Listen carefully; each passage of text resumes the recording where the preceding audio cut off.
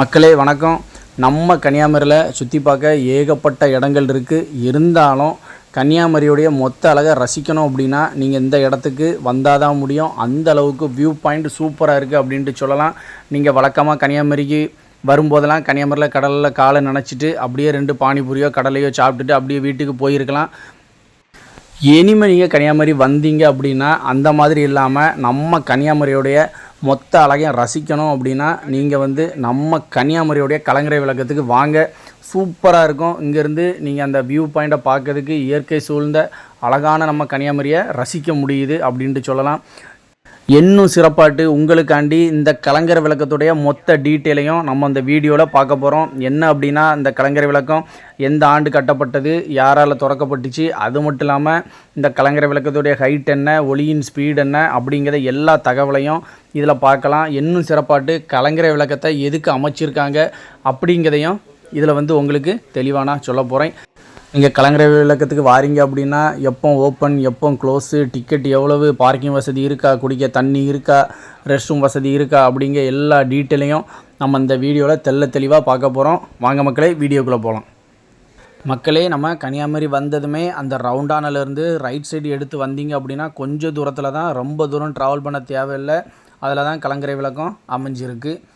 இந்த கலங்கரை விளக்கம் எப்போ ஓப்பனிங்கில் இருக்கும் அப்படின்னா காலையில் 10 மணிலேருந்து மதியம் 1 மணி வரைக்கும் ஓப்பனில் இருக்கும். அப்புறம் மதியம் 1 மணிலேருந்து 3 மணி வரைக்கும் க்ளோஸில் இருக்கும். அதுக்கப்புறம் 3 மணிலேருந்து 6 மணி வரைக்கும் ஓப்பனில் இருக்கும். இவ்வளோ தான் இதில் உள்ள டைமு. அது மட்டும் இல்லாமல் இங்கே அடல்ட்டுக்கு 10 ரூபாயும் சில்ட்ரனுக்கு 5 ரூபாயும் டிக்கெட் வாங்குகிறாங்க. ஓகேவா?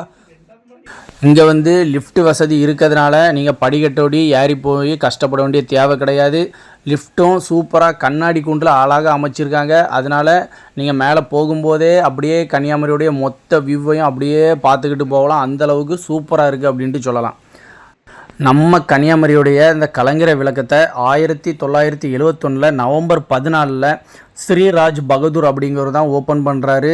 இவர் மத்திய பார்லிமெண்ட் விவகார கப்பல் துறை போக்குவரத்து அமைச்சராக இருந்தாங்க. அந்த தகவலையும் உங்களுக்கு இதில் பதிவு பண்ணுறேன். நாங்களும் லிஃப்ட் வழியாக தான் மேலே வந்தோம். அதில் 2வது மாடின்னு தான் போட்டிருந்து. ஆனால் நீங்கள் போகிறது 2வது மாடி கிடையாது, கிட்டத்தட்ட 20வது மாடியாக தான் இருக்கும். அவ்வளோ ஹைட்டு சூப்பராக இருந்துச்சு. நீங்கள் அந்த லிஃப்ட் வழியாக போகும்போதே உங்களுக்கு தெரிஞ்சிருக்கும் அப்படின்ட்டு நினைக்கிறேன். ஏன் அப்படின்னா இந்த கலங்கரை விளக்கத்துடைய ஹைட்டு மட்டுமே 63.2 மீட்டர், கிட்டத்தட்ட 207 ஃபீட்டு வருது. ஓகேவா? அவ்வளோ உசரத்தில் நம்ம மேலேருந்து கீழே மொத்த கன்னியாகுமரியுடைய அழகை நம்ம ரசிச்சுக்கிட்டு இருக்கோம் அப்படிங்கிறத நீங்கள் தெரிஞ்சுக்கிடுங்க. இந்த கலங்கரை விளக்கத்தை எதுக்கு ஒவ்வொரு கடலோர பகுதியிலையும் அமைக்கிறாங்க அப்படின்னா கப்பலுக்கு வழிகாட்டவும், அது மட்டும் இல்லாமல் ஒரு எச்சரிக்கை ஒலி எழுப்பவும் தான் இந்த கலங்கரை விளக்கங்களை கடலோர பகுதியில் அமைச்சிருக்காங்க. இது நம்ம ஸ்கூல் படிக்கும்போதே நம்ம படிச்சுக்கிட்டது அப்படிங்கிறது எல்லாத்துக்கும் தெரிஞ்சது. இந்த கலங்கரை விளக்கத்துடைய சிறப்பே அதோடைய பிரகாசமான ஒளி தான். ஏன் அப்படின்னா இது அதனுடைய இடத்துல இருந்து கிட்டத்தட்ட 18 மைல் தூரத்துக்கு தன்னுடைய பிரகாசமான ஒளியால் அழகாக வழிகாட்டிகிட்டு இருக்குது அப்படின்ட்டு சொல்லலாம். இதனுடைய ஃப்ளாஷ் அதாவது கால அளவு விட்டு விட்டு எரியக்கூடிய அந்த ஒளியின் தன்மை 0.66 செகண்டு. இந்த டீட்டெயில் எல்லாமே அங்கே நீங்கள் கலங்கரை விளக்கத்தை சுற்றி பார்த்துட்டு கீழே வரும்போது அங்கே ஒரு ஷார்ட்டில் போட்டிருப்பாங்க.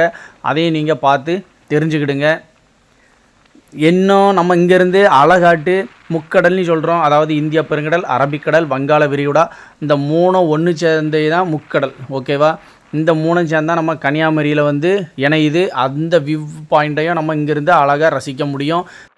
இந்த கலங்கரை விளக்கத்துக்கு மேலே ஏறினதுக்கப்புறம் தான் தெரிவு நம்ம கன்னியாகுமரியில் இவ்வளோ ரெசார்ட் இருக்குது. அதுவும் இயற்கை சூழ்ந்து அழகாக மரங்கள்லாம் வளர்த்து இந்தளவுக்கு டெவலப் பண்ணி வச்சுருக்காங்களா அப்படின்ட்டு ஆச்சரியமாக இருந்துச்சு. எனக்கு ரொம்ப பிடிச்சிருந்து. சூப்பராக இருக்குது இந்த வியூ பாயிண்ட்டு. நீங்கள் கன்னியாகுமரி வரும்போது கண்டிப்பாக வாங்க. மேலே நீங்கள் ஒரு நேரம் ஏறி பாருங்கள், கண்டிப்பாக உங்களுக்கு பிடிக்கும். அந்தளவுக்கு கன்னியாகுமரியுடைய அழகு ஒரு தனி அழகு அப்படின்ட்டு சொல்லலாம்.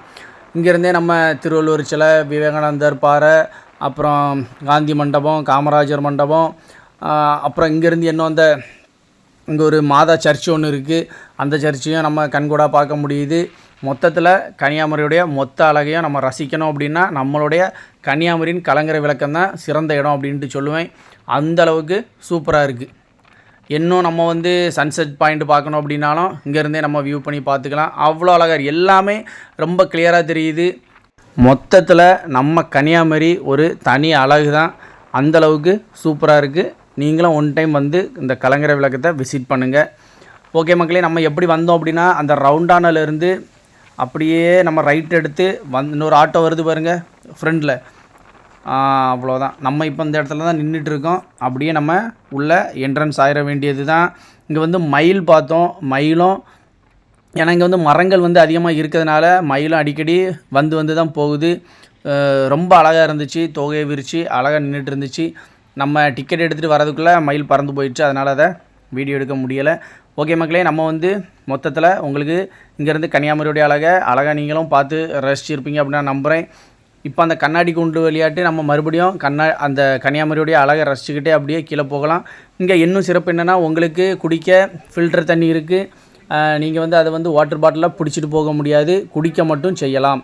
அடுத்தது உங்களுக்கு ரெஸ்ட் எடுக்கணுன்னா அழகாக வந்து பார்க்கிங் வசதி மாதிரி பார்க் வசதி மாதிரி பண்ணியிருக்காங்க. அதனால் நீங்கள் அங்கே வந்து கொஞ்சம் ரெஸ்ட் எடுத்துக்கலாம். பைக்கெலாம் விடுறதுக்கு பார்க்கிங் வசதி இருக்குது. அதனால் நீங்கள் அங்கே பைக்கை நிப்பாட்டிக்கலாம்.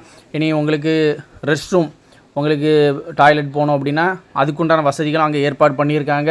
எல்லாமே சிறப்பாக இருக்குது. மொத்தத்தில் கலங்கரை விளக்கம் கன்னியாகுமரியில் ஒரு சூப்பரான பிளேஸ் தான். நீங்கள் கன்னியாகுமரி வந்தீங்கன்னா கண்டிப்பாக அங்கே வந்து சுற்றி பாருங்கள். அற்புதமான இடம், ஒரு அருமையான இடம். ஓகே மக்களே, நம்ம வீடியோ பிடிச்சிருந்தனா முடிஞ்ச வரைக்கும் ஒரு லைக் போட்டுருங்க, ஷேர் பண்ணுங்கள். உங்கள் ஃப்ரெண்ட்ஸ் 4 பேர்த்துக்கு ஷேர் பண்ணுங்கள். மறக்காமல் சப்ஸ்கிரைப் பண்ணுங்கள். மீண்டும் ஒரு காணொலியில் உங்களை சந்திக்கும் வரை உங்களிருந்து விடைபெறுது மரிய நிக்கல்சன். நஞ்சு மக்களை, பாய் பாய்.